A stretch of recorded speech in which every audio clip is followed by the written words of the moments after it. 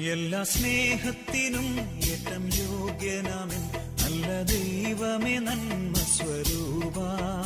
എല്ലാ സൃഷ്ടികളെക്കാളുമുപരിയായി നിന്നെ സ്നേഹിച്ചിടുന്നിതാ ഞാൻ. എല്ലാ സ്നേഹത്തിനും ഏറ്റം യോഗ്യനാമൻ നല്ല ദൈവമേ നന്മ സ്വരൂപ. എല്ലാ സൃഷ്ടികളെക്കാളുമുപരിയായി നിന്നെ സ്നേഹിച്ചിരുന്നിതാ ഞാൻ.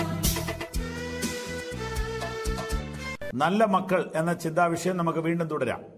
എഫേസ്യ ലേഖനം 6-ാം അധ്യായം 1-ാം വാക്യം, പേജ് നമ്പർ 200. പുതിയ നിയമത്തിലെ 200-ാമത്തെ പേജ് എടുക്കാം. എഫേസ്യ ലേഖനം 6-ാം അധ്യായം നമുക്ക് വായിക്കാം. നമുക്കാകെ കുറച്ച് സമയമേ ഉള്ളൂ. നിങ്ങളെല്ലാവരും വളരെ പ്രതീക്ഷിച്ച് ഈ പ്രോഗ്രാമിന് വേണ്ടി കാത്തിരിക്കുന്നു എന്ന് പ്രതീക്ഷിക്കട്ടെ. എഫേസ്യ ലേഖനം 6:1. മക്കളെ, നിങ്ങളുടെ അമ്മയപ്പന്മാരെ കർത്താവിൽ അനുസരിപ്പീൻ, അത് ന്യായമല്ലോ.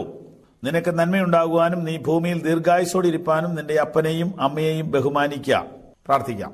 ഞങ്ങളെ സ്നേഹിക്കുന്ന സ്വർഗസ്ഥ പിതാവേ, അവിടുത്തെ സന്നിധാനത്തിൽ വന്ന് അവിടുത്തെ മാറ്റമില്ലാത്ത വചനം മായമില്ലാതെ കേൾക്കാൻ, ഗ്രഹിക്കാൻ, അനുഭവിക്കുവാൻ അവസരം തന്നതിന് നന്ദി. അവിടുത്തെ വചനത്താലും അവിടുത്തെ ശക്തിയാലും കഴിഞ്ഞ നാളുകളിൽ ലഭിച്ച സകല അനുഗ്രഹങ്ങൾക്കായി നന്ദി പറയുന്നു. കർത്താവെ, ഈ വചനം മുടങ്ങാതെ അനേകായിരം വീടുകളിൽ എത്തിക്കുവാൻ തുറന്ന ഈ വാതിലിനായിട്ട് സ്തോത്രം. ഇതിനു വേണ്ടി പ്രവർത്തിച്ച് ഇതിന്റെ പുറകിൽ അധ്വാനിക്കുന്ന ദൈവദാസന്മാരെയും ഇതിനെ സാമ്പത്തികമായി സഹായിക്കുന്ന സഹോദരി സഹോദരന്മാരെയും ദൈവം അനുഗ്രഹിക്കണമേ. ഒരു ചെറിയ ചില്ലിക്കാശെങ്കിലും ഈ വിഷയത്തിൽ മുടക്കിയിട്ടുള്ളവരെ എല്ലാം കർത്താവ് അനുഗ്രഹിക്കണമെന്ന് പ്രാർത്ഥിക്കുന്നു. വചനം കേൾക്കുന്നവരെയും കേൾപ്പിക്കുന്നവരെയും അനുഗ്രഹിക്കണമേ. ഇതിന്റെ കേബിൾ വർക്കിനെ കർത്താവ് അനുഗ്രഹിക്കണമേ. ഇതിന്റെ പുറകിൽ പ്രവർത്തിക്കുന്ന വിവിധ പ്രവർത്തകരുണ്ട്, അവരെല്ലാം അനുഗ്രഹിക്കപ്പെടാൻ പ്രാർത്ഥിക്കുന്നു. ഇപ്പോൾ ഈ വചനം കേൾക്കുന്നവർ കർത്താവിന്റെ നാമത്താൽ അനുഗ്രഹിക്കപ്പെടട്ടെ. ഞങ്ങൾ നല്ല മക്കളെ കുറിച്ചുള്ള പാഠം വചനത്തിലൂടെ പഠിക്കുന്നു. കർത്താവ് കൃപ ചെയ്യണമേ. യേശു കർത്താവിന്റെ നാമത്തിൽ തന്നെ ആമേൻ. നമ്മുടെ വിഷയം നല്ല മക്കൾ.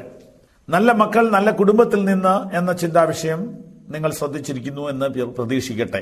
മക്കളെ കുറിച്ചുള്ള ചിന്താവിഷയത്തിൽ മക്കളുടെ ഒരു ഉത്തരവാദിത്വമുണ്ട്.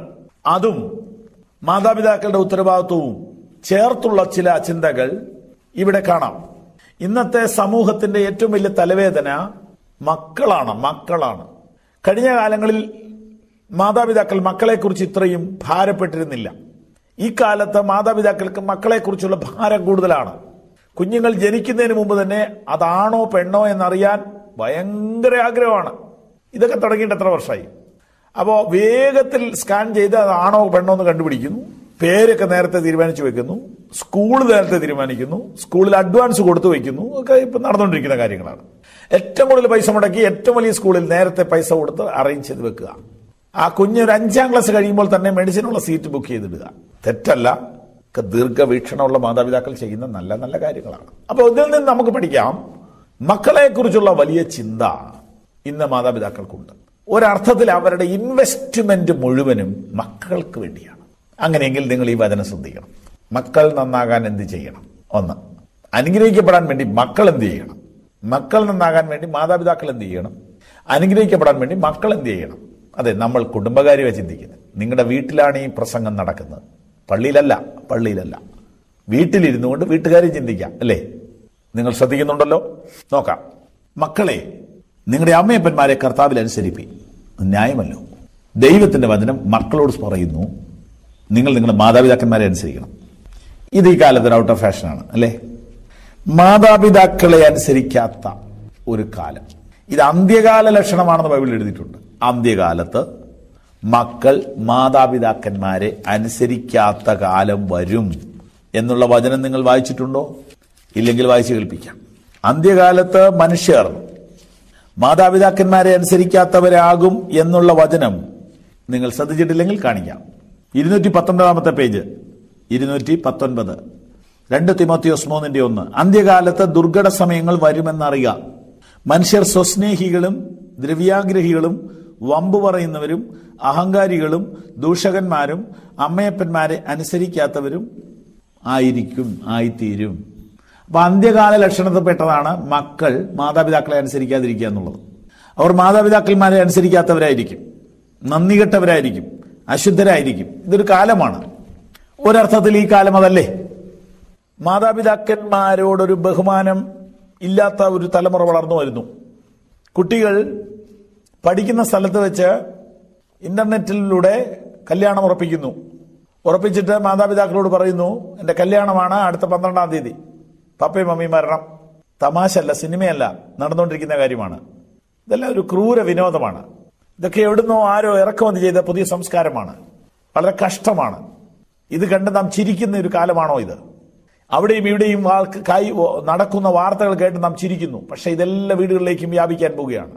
സ്ത്രീ സമത്വത്തിന് വേണ്ടി സ്ത്രീകൾ വാദിച്ചു തുടങ്ങിയപ്പോൾ മക്കൾ ഇങ്ങനെ വാദിക്കുമെന്ന് അവർ ചിന്തിച്ചില്ല. അടിസ്ഥാനങ്ങളെ ഇളക്കി. ഇനിയിപ്പോ ആർക്കും നിലനിൽപ്പില്ല. സ്ത്രീ സമത്വം എന്ന് പറഞ്ഞ് സ്ത്രീകൾ ഇവിടെ കിടന്ന് വഴക്കുണ്ടാക്കി. അപ്പത്തെ പിള്ളേരുടെ സമത്വത്തിന് വേണ്ടി അവരും വാദിക്കുന്നു. അങ്ങനെ കുടുംബത്തിന്റെ മതിൽക്കെട്ട് ഇടിഞ്ഞു. മൊത്തം തലകീഴായി. നന്നാക്കാൻ മേലാതെ വേണം കാര്യങ്ങൾ കുഴഞ്ഞിരിക്കുന്നു. മക്കൾ നന്നാകണമോ? അതിന് വ്യവസ്ഥകളുണ്ട്. പക്ഷെ മക്കളൊരു കാര്യം ഓർക്കുക, നിങ്ങൾ അമ്മയപ്പന്മാരെ അനുസരിക്കണം. അത് ന്യായമായ കാര്യമാണെന്നാണ് ദൈവം പറയുന്നത്. എന്ന് പറഞ്ഞാൽ നിങ്ങൾ അത് ചെയ്യുന്നത് ഒരു ഔദാര്യമല്ല, അത് ചെയ്യേണ്ടതാണ്. അമ്മയപ്പനെ നോക്കുക, അമ്മയെ അപ്പനെയും ബഹുമാനിക്കുക, അവരെ ആദരിക്കുക, വയസ്സായിരിക്കുമ്പോൾ അവരെ ശുശ്രൂഷിക്കുക എന്ന് പറയുന്നത് നിങ്ങളൊരു ജീവകാരുണ്യ പ്രവർത്തനം ചെയ്യുന്നതല്ല, അത് ന്യായമായൊരു കാര്യമാണ്. മനസ്സിലാക്കണം. മാതാപിതാക്കന്മാർ പ്രായമായിരിക്കുമ്പോൾ അവരെ ശുശ്രൂഷിക്കുകയും അവരെ ബഹുമാനിച്ച് ആദരിച്ച് അവരെ അങ്ങേയറ്റം നന്നായി ശുശ്രൂഷിക്കണം. അത് നിങ്ങളൊരു സേവനം ചെയ്തു എന്നല്ല ബൈബിൾ പറയുന്നത്. അത് ന്യായമായ ഒരു കാര്യമാണ്, അത് റൈറ്റാണ്, നിങ്ങളത് ചെയ്യേണ്ടതാണ്. ഓക്കെ. എന്തിനു വേണ്ടി? നിനക്ക് നന്മയുണ്ടാകുവാനും നീ ഭൂമിയിൽ ദീർഘായുസ്സോടെ ഇരിപ്പാനും നിന്റെ അപ്പനെയും അമ്മയും ബഹുമാനിക്കാം. മക്കളെ, യുവാക്കന്മാരെ, കുഞ്ഞുങ്ങളെ, നിങ്ങളോട് ഈ വചനം പറയട്ടെ. മാതാപിതാക്കന്മാരെ വ്യസനിപ്പിക്കരുത്. അവരെ നിങ്ങൾ ആദരിക്കണം, അവരെ നിങ്ങൾ ബഹുമാനിക്കണം. എന്തിന്? നിങ്ങൾക്ക് നന്മയുണ്ടാകാൻ, നിങ്ങൾക്ക് ദീർഘായുസ്സുണ്ടാകാൻ. ഇത് ദൈവവചനമാണ്. ഞാനിത് നിങ്ങളോട് പറയാതിരിക്കുന്നത് എങ്ങനെ? മാതാപിതാക്കന്മാരെ അനുസരിക്കാത്ത ധാരാളം മക്കൾ ഇന്നുണ്ട്. മാതാപിതാക്കന്മാരെ വേദനിപ്പിക്കുന്ന ധാരാളം മക്കൾ ഇന്നുണ്ട്. അവരുടെ അധ്വാനം മുടക്കി നിങ്ങളെ ബോർഡിങ്ങിലേക്ക് വിട്ടു, നിങ്ങളെ ബാംഗ്ലൂരിലേക്ക് വിട്ടു, നിങ്ങളെ പഠിക്കാൻ വേണ്ടി ഇംഗ്ലണ്ടിന് വിട്ടു, ഡൽഹിക്ക് വിട്ടു, ബോംബെയിൽ വിട്ടു. നിങ്ങൾ മാതാപിതാക്കന്മാരെ അനുസരിക്കാതെ കൂട്ടുകാരെ അനുസരിച്ച്, ഗേൾ ഫ്രണ്ടിനെ അനുസരിച്ച്, ബോയ് ഫ്രണ്ടിനെ അനുസരിച്ചു. അവരുടെ ഇഷ്ടത്തിന് നിങ്ങൾ ചലിച്ചു. നിങ്ങൾ കുടുംബത്തിന് വളരെ ദ്രോഹം ചെയ്തു, വേദനയുണ്ടാക്കി. ഇനിയെങ്കിലും പശ്ചാത്തപിച്ച് മടങ്ങി വരിക, ഇല്ലെങ്കിൽ നന്മയുണ്ടാകുകയില്ലെന്ന് ബൈബിൾ പറയുന്നു. നിനക്ക് നന്മയുണ്ടാകണമോ? നീ ആയുസിന്റെ മധ്യത്തിൽ ഇവിടെ നിന്ന് നീങ്ങിപ്പോകാതെ നിനക്ക് ദീർഘായുസ് വേണമോ? ഒറ്റ വഴിയേ ബൈബിളിലുള്ളൂ. വ്യായാമം ചെയ്യുക, കൊളസ്ട്രോൾ കുറയ്ക്കുക, പച്ചക്കറി കഴിക്കുക. എന്തിന്? ദീർഘായുസ് ഉണ്ടാകാൻ. പക്ഷെ ബൈബിൾ അതൊന്നും അല്ല പറയുന്നത്. അതൊക്കെ ചെയ്തു, വ്യായാമം ചെയ്തു, പച്ചക്കറി കഴിച്ചു, എന്നാലും ചില കേസ് ആർക്കും നിയന്ത്രിക്കാൻ പറ്റാതെ ഇവിടുന്ന് പോകണ്ടല്ലോ. ബൈബിൾ പറയുന്നു നിനക്ക് ദീർഘായുസ് ഉണ്ടാകാൻ നീ അപ്പനെയും അമ്മയും ബഹുമാനിക്കുക. നീ എത്ര ബുദ്ധിമാനാണെങ്കിലും ഈ ഒരു മരുന്ന് മുടങ്ങാതെ കഴിച്ചു, അത് നന്മയായിട്ട് വരും, അത് അനുഗ്രഹമായിട്ട് വരും. കുടുംബത്തിന് അനുഗ്രഹമേ വരികയുള്ളൂ. നിനക്ക് ദീർഘായുസ് ഉണ്ടാകുവാനും നീ ഭൂമിയിൽ നന്മ അനുഭവിക്കുവാനും അപ്പനെയും അമ്മയെയും ബഹുമാനിക്കുകയും അനുസരിക്കുകയും ചെയ്യണം. നിങ്ങൾക്ക് ഇത് മനസ്സിലായി കാണുമെന്ന് വിചാരിക്കട്ടെ. അപ്പന് ഒരു പക്ഷെ നിങ്ങളുടെ അത്രയും അറിവുണ്ടാകുകയില്ല, അമ്മയ്ക്ക് നിങ്ങളുടെ അത്രയും ഭംഗി ഉണ്ടാവില്ല. ഇങ്ങനെയൊക്കെ ഒരുപാട് കാര്യങ്ങളുണ്ട്. നിങ്ങൾക്ക് വിദ്യാഭ്യാസം കൂടുതലുണ്ട്, നിങ്ങൾക്ക് പരിചയങ്ങൾ കൂടുതലുണ്ട്, ബന്ധങ്ങൾ കൂടുതലുണ്ട്, ഒക്കെ ശരിയാണ്. പക്ഷെ അമ്മയപ്പന്മാരെ അവഗണിക്കരുതേ. ഈ വചനം അനേക വീടുകളിൽ എത്തുന്നുണ്ട്. നിലവിളിക്കുന്ന, ഞരങ്ങുന്ന, മാസങ്ങളായി കരയുന്ന മാതാപിതാക്കൾ നിങ്ങളുടെ വീട്ടിൽ കിടപ്പുണ്ടാവും. ഈ വചനം മുഴങ്ങി ചെല്ലുന്ന വീടുകളിൽ അനേക മാതാപിതാക്കൾ മക്കളെ ചൊല്ലി കരയുന്നുണ്ടാവും. അനേക അമ്മമാർ മക്കളെ ഓർത്ത് വർഷങ്ങളായി കരയുന്നുണ്ടാവും. അനേക അപ്പന്മാർ പുറത്തു പറയാതെ വേദനിക്കുന്നുണ്ടാവും മക്കളെ ഓർത്ത്. ഈ വചനം നിങ്ങളുടെ കുടുംബത്തിന്റെ സ്ഥിതി മാറ്റട്ടെ. ഈ വചനം നിങ്ങളുടെ കുഞ്ഞുങ്ങളുടെ സ്ഥിതി മാറ്റട്ടെ.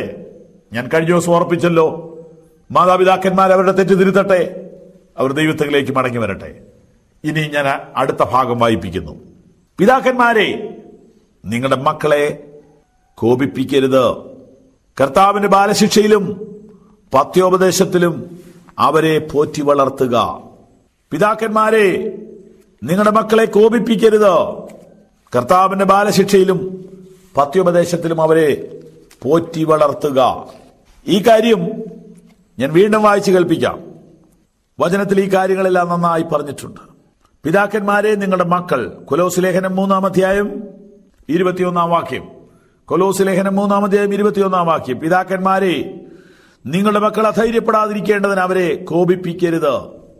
പിതാക്കന്മാരെ, നിങ്ങളുടെ മക്കളെ കോപിപ്പിക്കാതെ കർത്താവിന്റെ ബാലശിക്ഷയിലും പത്യോപദേശത്തിലും പോറ്റി വളർത്തുകയും. മറ്റൊരു ഭാഗത്ത് എഴുതിയിരിക്കുന്നു, പിതാക്കന്മാരെ, നിങ്ങളുടെ മക്കൾ അധൈര്യപ്പെടാതിരിക്കേണ്ടതിന് അവരെ കോപിപ്പിക്കരുത്. അപ്പോൾ 3 പ്രധാനപ്പെട്ട കാര്യങ്ങൾ ഞാൻ ഇതിൽ നിന്ന് ഓർപ്പിക്കാം. മാതാപിതാക്കൾ ശ്രദ്ധിക്കേണ്ടത്. ഞാനും ഒരു കുടുംബസ്ഥനാണ്, മക്കളുണ്ട്. അതുകൊണ്ട് തന്നെ ഈ കാര്യം വളരെ വിനയത്തോടുകൂടി ഓർപ്പിക്കട്ടെ. മക്കൾ അനുഗ്രഹിക്കപ്പെടണം, ഇതാണ് നമ്മുടെ ആഗ്രഹം. പക്ഷെ ദൈവവചനം പറയുന്നു, പിതാക്കന്മാരെ, നിങ്ങളുടെ മക്കളെ നിങ്ങൾ കോപിപ്പിക്കരുത്, അധൈര്യപ്പെടുത്തരുത്. അടുത്തത്, പോറ്റി വളർത്തണം, ശിക്ഷിക്കണം. അപ്പോ കോപിപ്പിക്കരുത്, അതായത് ദേഷ്യം പിടിപ്പിക്കരുത്, അധൈര്യപ്പെടുത്തരുത്, പോറ്റി വളർത്തണം, ശിക്ഷിക്കണം. 4 കാര്യങ്ങൾ വീണ്ടും വായിച്ചു കേൾപ്പിക്കാം. തെസ്സലോനിക്ക ലേഖനത്തിൽ ഈ കാര്യത്തെക്കുറിച്ച് വളരെ നന്നായി എഴുതിയിട്ടുള്ള വചനങ്ങൾ നിങ്ങളെ വായിച്ചു കേൾപ്പിക്കുന്നതിൽ എനിക്ക് സന്തോഷമുണ്ട്. കർത്താവിന്റെ ദാസനായ അപ്പോസ്തലനായ പൗലോസ് എഴുതിയിരിക്കുന്ന തെസ്സലോനിക്കർക്ക് എഴുതിയ ലേഖനത്തിൽ 2-ാം അധ്യായം, 1-ാം ലേഖനം 2-ാം അധ്യായം 12-ാം വാക്യം. നിങ്ങളിൽ ഓരോരുത്തനെ അപ്പൻ മക്കളെ എന്ന പോലെ പ്രബോധിപ്പിച്ചും ഉത്സാഹിപ്പിച്ചും പോന്നു. ഈ വചനങ്ങളിൽ നിന്ന് ഞാൻ 6 കാര്യങ്ങൾ ഇപ്പോൾ വായിച്ചു കേൾപ്പിച്ചു. 1, കോപിപ്പിക്കരുത്. 2, അധൈര്യപ്പെടുത്തരുത്, അതായത് പേടിപ്പിക്കരുത്. 3, പോറ്റി വളർത്തണം. 4, ശിക്ഷിച്ചു വളർത്തണം. 5, പ്രബോധിപ്പിക്കണം. 6, ഉത്സാഹിപ്പിക്കണം. മക്കളെക്കുറിച്ചുള്ള ഭയങ്കര ഭാരം, മക്കളെക്കുറിച്ചുള്ള ഭയങ്കര ചിന്ത, സ്വപ്നം ഇന്ന് മാതാപിതാക്കളുടെ മനസ്സിൽ ഇങ്ങനെ നിറഞ്ഞു നിൽക്കുകയാണ്. അങ്ങനെയാണെങ്കിൽ ഈ വചനം ഇതാ നിങ്ങളുടെ വീടുകളിലേക്ക് വരുന്നു. ദേഷ്യം പിടിക്കല്ലേ. അപ്പന്മാരോടുള്ള ദൈവവചനം പറയുകയാണ് 6 കാര്യങ്ങൾ. ഈ വചനം കേൾക്കുന്ന കുടുംബനാഥന്മാർ മക്കളും അടുത്തിരുന്ന് കേൾക്കുന്നുണ്ടാവും. വിഷമിക്കരുത്. ബൈബിളിൽ ആരോടും പ്രത്യേകിച്ച് കരുണയൊന്നുമില്ല. ബൈബിൾ എല്ലാവരോടും ഒരുപോലെ സംസാരിക്കുകയാണ്. മക്കളോട് പറയാനുള്ളത് ആദ്യം പറഞ്ഞു കഴിഞ്ഞു. എന്നാൽ അപ്പനോട് പറയുന്ന കാര്യം ശ്രദ്ധിക്കണം. അമ്മയോട് പറയാനുള്ളത് കൊണ്ട് നമുക്ക് ഈ വചനങ്ങൾ തുടർന്ന് പഠിക്കാം. പ്രിയപ്പെട്ട സഹോദരന്മാരെ, പിതാക്കന്മാരെ, നിങ്ങളോടുള്ള ദൈവവചനത്തിന്റെ പ്രബോധനം നിങ്ങൾ ശ്രദ്ധിക്കണം. 1, അവരെ കോപിപ്പിക്കരുത്. മക്കൾ നന്നാകണമെങ്കിൽ അവരെ കോപിപ്പിക്കരുത്. എന്താ ഈ പറഞ്ഞിരിക്കുന്നത്? മറ്റൊരു ഭാഗത്ത് പറഞ്ഞിരിക്കുന്നു, അവരെ അധൈര്യപ്പെടുത്തരുത്. ഇത് രണ്ടും കൂടെ ചേർത്ത് പറഞ്ഞാൽ മക്കളെ ശിക്ഷിക്കാം, പക്ഷെ മക്കളെ മാനസികമായി പീഡിപ്പിക്കരുത്. കോപിപ്പിക്കരുതെന്ന് പറഞ്ഞാൽ നിങ്ങൾ ബൈബിള് വലിച്ചീറി കളയോ പിടങ്ങോ ഒന്നും ചെയ്യരുത്. മരിക്കുമ്പം വായിക്കുക എന്ന ഒരു പുസ്തകമാണല്ലോ ഇത്. മരിക്കുമ്പോൾ നമ്മൾ ഈ സങ്കടത്തിലാണല്ലോ വായിക്കുന്നത്. പക്ഷെ ഇതിനകത്ത് ഇതൊക്കെ കിടപ്പുണ്ട്. കോപിപ്പിക്കരുതെന്ന് പറഞ്ഞ അർത്ഥം എന്താ? മക്കൾക്ക് കോപിക്കാൻ അവകാശം ഉണ്ടെന്ന് എന്ന് പറഞ്ഞാൽ അവനൊരു വ്യക്തിത്വമുണ്ട്. അവനൊരു മൃഗമല്ല. അപ്പൊ അവന് ദേഷ്യം വരാൻ അവനും അവകാശം ഉണ്ടെന്നേ. എന്ന് പറഞ്ഞാൽ എന്താ?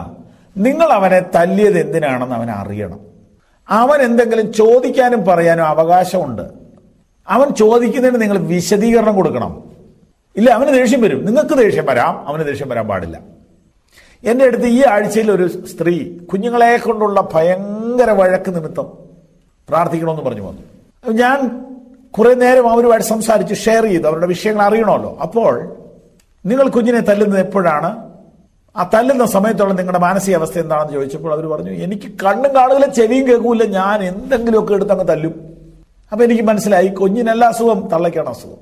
അവരുടെ ദേഷ്യം തീർക്കാനാണ് അവർ തല്ലുന്നത്. അപ്പൊ അവർക്ക് ദേഷ്യപ്പെടാം, കൊച്ചിന് ദേഷ്യപ്പെടാൻ പാടില്ല. ഉടനെ കുഞ്ഞിന് അതിനേക്കാൾ ദേഷ്യമാണ്. ബൈബിൾ പറയുന്നു മക്കളെ കോപിപ്പിക്കരുതെന്ന്. എന്ന് പറഞ്ഞാൽ അവർക്ക് ദേഷ്യം പിടിക്കുന്നെന്ന് കണ്ടാൽ നിങ്ങൾ സൈലന്റ് ആവണം. എന്നിട്ട് അവരെ കാര്യകാരണ സഹിതം ബോധ്യപ്പെടുത്തണം. നിങ്ങൾക്ക് ശിക്ഷിക്കാൻ അവകാശമുണ്ട്, ശിക്ഷിക്കാൻ അവകാശം ബൈബിൾ തന്നിട്ടുണ്ട്. പക്ഷെ ദേഷ്യപ്പെടാൻ അവകാശം അവർക്ക് കൊടുത്തിട്ടുണ്ട്. അവരെ കോപിപ്പിക്കരുത്. അപ്പൊ അവരുടെ സ്വാതന്ത്ര്യത്തെ നിങ്ങൾ ഹനിക്കരുതെന്ന് അതിന്റെ ശരിയായ അർത്ഥം. 2, നിങ്ങളവരെ അധൈര്യപ്പെടുത്തരുത് എന്ന് പറഞ്ഞാൽ വാസ്തവത്തിൽ പിള്ളേരെ പേടിച്ചു പോവുക. ഭാവിയിൽ വളരെ ഉയർന്ന നിലവാരത്തിലെത്താനാണ് ദൈവം ആ കുഞ്ഞിനെ കുറിച്ച് ഉദ്ദേശിക്കുന്നത്. പക്ഷെ നിങ്ങൾ അവനെ ചെറുപ്പം തൊട്ട് വിരട്ടിക്കളഞ്ഞു, ഭയങ്കരമായിട്ട് പേടിപ്പിച്ചു കളഞ്ഞു. അധൈര്യപ്പെടുത്തരുത്. അതിനൊരു എതിർപദം എന്താ? ധൈര്യപ്പെടുത്തുക. എൻകറേജ് ചെയ്യണം. നിനക്ക് വലിയവനാകാൻ കഴിയും, നിനക്ക് ശ്രേഷ്ഠനാകാൻ കഴിയും, നിനക്ക് അനുഗ്രഹിക്കപ്പെടാൻ കഴിയും, നിനക്ക് ഇതിനേക്കാൾ കഴിവുണ്ട്, നിനക്ക് ഇതിനേക്കാൾ ബുദ്ധിയുണ്ട് എന്ന് പറഞ്ഞ് ധൈര്യപ്പെടുത്തണം.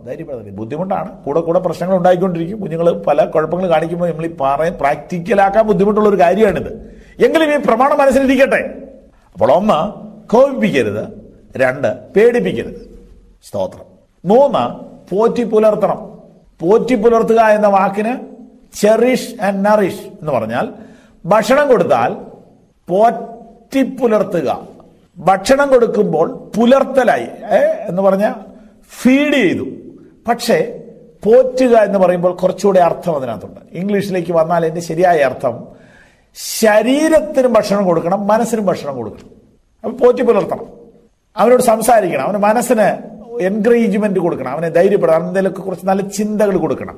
അവൻ മനസ്സിനെ ഉണർത്തണം എന്നർത്ഥം. അവന് ഭക്ഷണം കൊടുക്കണം. ഭക്ഷണത്തിലുള്ള ബന്ധത്തിൽ അമ്മമാരാണല്ലോ ശ്രദ്ധിക്കുന്നത്. അവൻ കഴിക്കുകയെന്ന് പറഞ്ഞതല്ലാതെ എന്താ കഴിക്കാത്തതെന്ന് അന്വേഷിക്കണം. പിന്നെ ഒരുപാട് കഴിക്കുകയും വേണ്ട. അതിനെക്കുറിച്ചൊക്കെ ഒരു നല്ല അറിവ് മാതാപിതാക്കൾക്ക് ഉണ്ടാകണമെന്ന് അതിന്റെ അർത്ഥം. ചിലർക്ക് ഇങ്ങനെ കഴിപ്പിക്കൽ ഒരു ഭയങ്കര ടെൻഷനാണ്. അവരിങ്ങനെ കൊണ്ടു നടന്ന് കണ്ടമാനം അങ്ങനെ കഴിപ്പിച്ച് അത്രയൊന്നും ഭക്ഷണം ആവശ്യമില്ല. എല്ലാം ഞാൻ വിവരിക്കാൻ വളരെ സമയമെടുക്കും. ഇതിനകത്ത് ഒരുപാട് നിങ്ങൾ ടെൻഷനാകണ്ട. അതിനെല്ലാം ഒരു ക്രമമുണ്ട്. സംശയങ്ങളുണ്ടെങ്കിൽ ചോദിച്ചാൽ വിശദീകരിക്കാം. ധാരാളം കുടുംബങ്ങളുടെ കാര്യങ്ങളിൽ കൗൺസിലിങ്ങിനും പ്രാർത്ഥനയ്ക്കും ഞങ്ങൾ സമയമെടുക്കാറുണ്ട്. അവസരമുണ്ടാക്കാം, വിഷയം വിളിച്ചു പറയൂ, പ്രാർത്ഥിക്കാം, നിങ്ങളുടെ കുഞ്ഞുങ്ങളോട് സംസാരിക്കാം, നിങ്ങളുടെ മക്കൾക്ക് വേണ്ടി പ്രാർത്ഥിക്കാം, നിങ്ങളുടെ മക്കളോട് ഷെയർ ചെയ്യാം. കഴിവുള്ളിടത്തോളം എത്രയോ കുടുംബങ്ങൾക്ക് അത് ആശ്വാസം കഴിഞ്ഞ കാലങ്ങളിൽ സംഭവിച്ചിട്ടുണ്ട്. ഒന്ന് ഫോൺ വിളിക്കൂ, ഒരു സമയം നിശ്ചയിക്കൂ, വരൂ, നമുക്ക് സമയമുണ്ടാക്കാം, ഷെയർ ചെയ്യാം, പുറത്താരോടും പറയാതെ വിഷയത്തിന് പരിഹാരമുണ്ടാക്കാം. അടുത്തതെന്താണ്? ബാലശിക്ഷ. കുഞ്ഞുങ്ങളെ ശിക്ഷിക്കാം. ബാലനെ വടി കൊണ്ടടിച്ചാൽ അവൻ ചത്തുപോകയില്ല എന്ന് ഈ ബൈബിളിൽ എഴുതി വെച്ചിരിക്കുന്നത്. വടിയെ സ്നേഹിക്കുന്നവൻ മകനെ കളയുന്നു എന്ന് പറഞ്ഞാൽ വടി ഉപയോഗിക്കാതെ വടി സൂക്ഷിച്ചു വെക്കുന്നവൻ മകനെ നശിപ്പിക്കുന്നു എന്ന് ബൈബിളിൽ എഴുതി വെച്ചിരിക്കുന്നു. അതുകൊണ്ട് ശിക്ഷിക്കാം. അമേരിക്ക പറ്റത്തില്ല. അപ്പോൾ അവർ ദൈവവചനത്തിനെതിരാണ് ഗവൺമെന്റ് ഇപ്പോൾ കാണിച്ചു വെച്ചിരിക്കുന്നത്. ദൈവവചനത്തിനെതിരെ കാണിക്കുന്നവൻ ആരായാലും അവൻ താഴെ പോകും. അവൻ അധികം കാലം നിൽക്കാൻ പറ്റില്ല. മക്കളെ ശിക്ഷിച്ചാൽ മക്കൾ ഫോൺ ചെയ്യും, പോലീസ് വന്ന് അപ്പനെ അറസ്റ്റ് ചെയ്യും. ഇങ്ങനെ ഒരു നിയമമുള്ള രാജ്യം എത്ര കാലം നിലനിൽക്കും? എത്ര പണം കയ്യിലുണ്ടെങ്കിലും ദൈവവചനത്തിന് വിരുദ്ധമായി പ്രവർത്തിക്കുന്ന ഒരു ഗവൺമെന്റ് നിലനിൽക്കുകയില്ല. മക്കളെ ശിക്ഷിക്കാമെന്ന് ബൈബിൾ പറയുന്നു. ശിക്ഷിക്കാത്ത അപ്പനെ ദൈവം ശിക്ഷിക്കും. ഈ വചനം മക്കൾ കേൾക്കുന്നുണ്ട്, അപ്പനും കേൾക്കുന്നുണ്ട്, അമ്മയും കേൾക്കുന്നുണ്ട്. അതെ, എല്ലാവരോടും ബൈബിൾ ശക്തമായി പറയുന്നു, മക്കളെ ശിക്ഷിക്കാം. ഒടുവിൽ വായിച്ചത് 4 കാര്യം ഞാൻ നിങ്ങളോട് പറഞ്ഞു. 5ാമത്തെ കാര്യം, പ്രബോധിപ്പിക്കണം, ഉത്സാഹിപ്പിക്കണം. സാക്ഷ്യം പറഞ്ഞു എന്ന് എഴുതിയിരിക്കുന്നു. അപ്പൻ മക്കളോട് സാക്ഷ്യം പറയണം. എന്താണ്? അനുഭവങ്ങൾ പങ്കിടണം. കഷ്ടപ്പാടിന്റെ നടുവിൽ നിങ്ങൾ എങ്ങനെ കരകയറി, നിങ്ങൾ എങ്ങനെ പ്രതിസന്ധികളെ അതിജീവിച്ചു. അത് ഞാനാണ് ചെയ്യുന്നതെങ്കിൽ എന്റെ കഷ്ടതയിൽ എന്നെ താങ്ങിയ ഒരു ദൈവം എനിക്കുണ്ട്. എന്റെ വേദനയിൽ എന്നെ ആശ്വസിപ്പിച്ച് എന്റെ കർത്താവ് എനിക്കുണ്ട്. അതാണ് എനിക്ക് ഷെയർ ചെയ്യാനുള്ളത് എന്റെ മക്കളോട്. ഉത്സാഹിപ്പിക്കുക എന്ന് പറഞ്ഞാൽ അതാണ് ഒരു അപ്പന് ചെയ്യാവുന്നതിലേക്ക് വലിയ കാര്യം എന്ന് പറഞ്ഞാൽ എൻകറേജ് ചെയ്യുക, പ്രബോധിപ്പിക്കുക. നല്ല തോട്ട്സ്, അവന്റെ മനസ്സിനെ ഉണർത്തുന്ന, അവന്റെ ബുദ്ധിയെ ഉണർത്തുന്ന വിലപ്പെട്ട ചിന്തകൾ പങ്കുവയ്ക്കുക. ഞാൻ നിങ്ങളുടെ കുടുംബകാര്യങ്ങളിൽ കൈകടത്തുന്നു എന്ന് പറയരുത്. മദ്യപിച്ചു വന്ന് കുഞ്ഞുങ്ങളെ ഇടയിൽ വിലയില്ലാതെയായ അപ്പന്മാർ എന്തുമാത്രമുണ്ട്. ഈ കഴിഞ്ഞ ദിവസം ഒരു മകൻ എന്നോട് പറഞ്ഞു, എന്റെ ജ്യേഷ്ഠന്റെ കല്യാണം നടക്കുന്നതിന്റെ തലേ ദിവസം എന്റെ അപ്പൻ മദ്യപിച്ച് വീട്ടിൽ വന്ന് വെറുതെ ശബ്ദമുണ്ടാക്കുകയാണ്. ചേട്ടൻ ഒന്നും മിണ്ടിയില്ല. ഞാൻ പറഞ്ഞു, നാളെ ഈ വീട്ടിൽ കല്യാണം നടക്കേണ്ടതാണ്. പപ്പ ഇങ്ങനെ ഇനി ഈ വീട്ടിൽ വരാൻ പാടില്ല. രാത്രി 10 മണിക്ക് അപ്പൻ വീട്ടിൽ നിന്ന് ഇറങ്ങി. അയൽവക്കത്തി എന്ന് പറഞ്ഞു, എന്റെ മകൻ എന്നെ ഇറക്കി വിട്ടു എന്ന്. അയൽവക്കക്കാരും എന്ന് പറഞ്ഞ് മകനോട് വഴക്കുണ്ടാക്കി. പക്ഷെ സത്യം ഏതാണ്? ഈ അപ്പനല്ലേ വൃത്തികേട് കാണിച്ചത്. പിതാക്കന്മാരെ നിങ്ങളുടെ മക്കളെ കോപിപ്പിക്കരുത്. നിങ്ങൾ ഒരുപാട് സമ്പാദിച്ചില്ലെങ്കിലും നിങ്ങൾ മക്കളെ നശിപ്പിക്കാതിരിക്കുക. നമുക്ക് പ്രാർത്ഥിക്കാം. നിങ്ങളുടെ കുഞ്ഞുങ്ങൾക്ക് വേണ്ടി ഞങ്ങൾ പ്രാർത്ഥിക്കാം. നിങ്ങൾ കുഞ്ഞുങ്ങളെ കൊണ്ട് വിഷമിക്കുന്ന എത്ര പേരുണ്ട്? വിവരമറിയിക്കുക, പ്രാർത്ഥിക്കാം. കുഞ്ഞുങ്ങൾക്ക് വേണ്ടി കൗൺസിലിംഗ് ആവശ്യമുണ്ടോ? വിവരമറിയിക്കുക.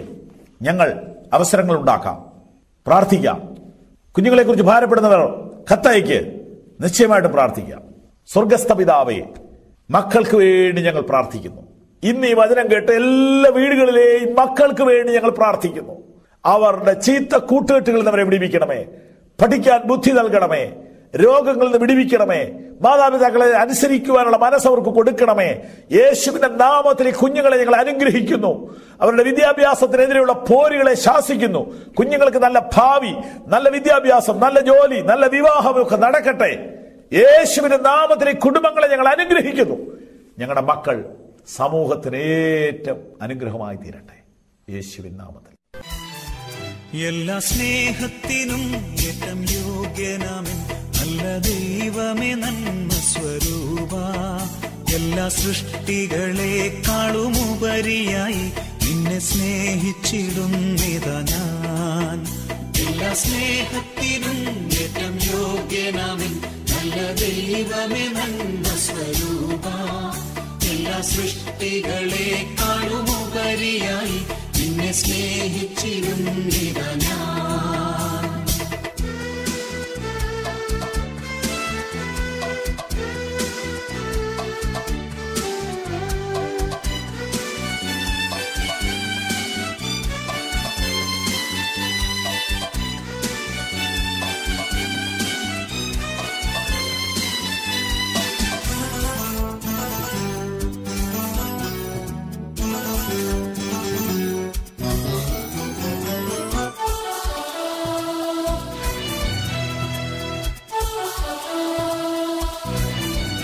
എന്റെ സൃഷ്ടാവാം രക്ഷനാഥനെ ഞാൻ മുഴുവാത്മാവും ഹൃദയവുമായി മുഴുമനമോടെയും സർവശക്തിയോടും സദാ സ്നേഹിച്ചിടും മഹിയിൽ.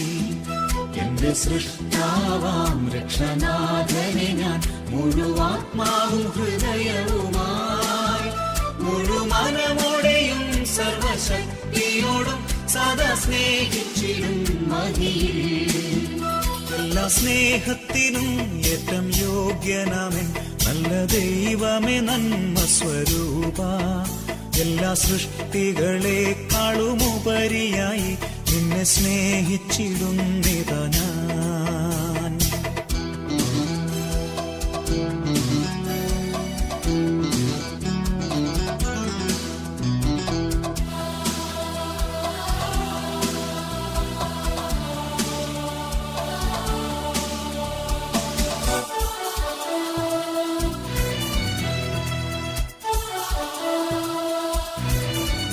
വല്ല പാപത്താലേ നിന്നെ ദ്രോഹിച്ചിടാൻ വല്ലഭാനുവദിക്കരുതേ.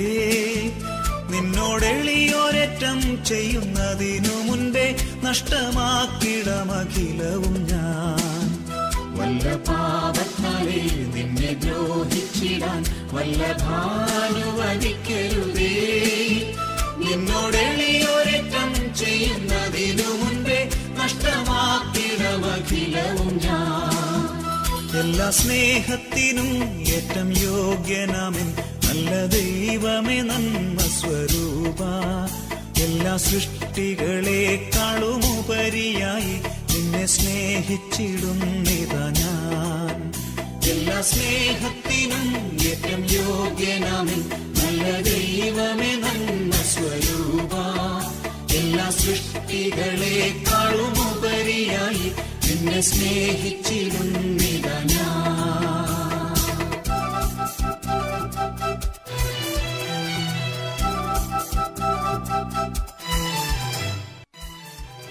എല്ലാ സ്നേഹത്തിനും ഏറ്റം യോഗ്യനാമൻ നല്ല ദൈവമേ, നന്മ സ്വരൂപ. എല്ലാ സൃഷ്ടികളെ